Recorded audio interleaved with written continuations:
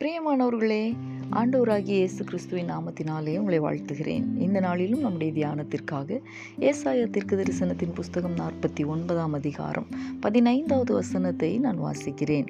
ஸ்திரீயானவள் தன் கர்ப்பத்தின் பிள்ளைக்கு இறங்காமல் தன் பாலகனை மறப்பாளோ? அவர்கள் மறந்தாலும் நான் உன்னை மறப்பது இல்லை. எனக்கு அன்பானவர்களே, நம்முடைய தேவனாகிய கர்த்தர் நம் ஒவ்வொருவரையும் பார்த்து இந்த நாளிலே சொல்லுகிற வார்த்தை என்ன தெரியுமா? நான் உன்னை மறப்பது இல்லை என்பதுதான். ஒரு தாய் கூட தன்னுடைய பிள்ளையை மறந்து போகலாம்.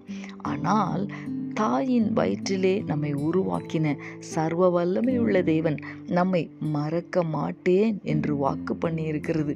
எத்தனை மகிழ்ச்சி! இதே ஏசாயா தீர்க்கதரிசனத்தின் புஸ்தகம் 49ஆம் அதிகாரம் 16வது வசனத்திலே, இதோ என் உள்ளங்கைகளில் உன்னை வரைந்திருக்கிறேன் என்பதாக மீண்டுமாய் தம்முடைய வார்த்தையை அவர் உறுதிப்படுத்தி இருக்கிறார்.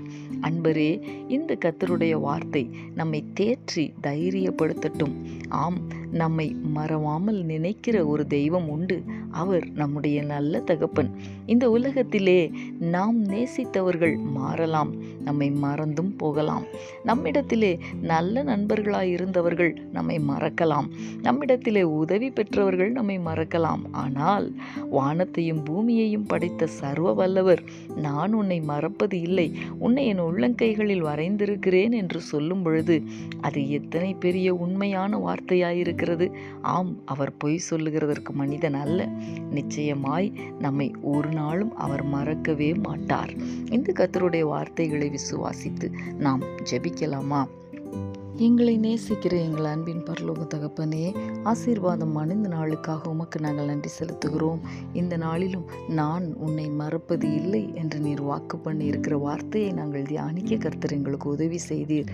ஆம் தகப்பனே, நாங்கள் நேசித்தவர்கள் எங்களை மறந்து போகலாம், ஆனால் நீர் எங்களை ஒரு நாளும் மறக்கிறவர் அல்ல என்பதை நாங்கள் நினைக்கும் பொழுது எங்களுடைய உள்ளம் நன்றியால் நிரம்புகிறது.